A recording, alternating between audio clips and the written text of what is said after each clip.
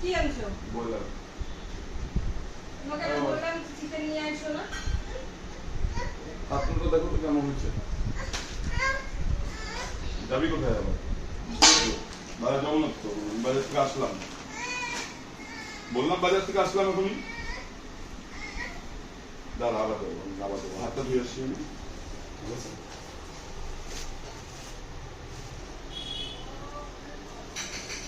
মাদান আনছি, মাদান। ভালো, দেখো মাংসটা কেমন হচ্ছে।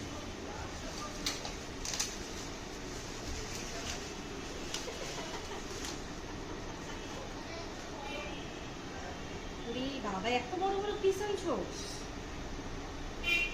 চর্বিওয়ালা মাংস নাই বেশি, অল্প দুই একটা, জাস্ট রান্নার টেস্ট আছে। লোকাল খাসি। সানডে স্পেশাল বন্ধুরা। চলো ওটাকে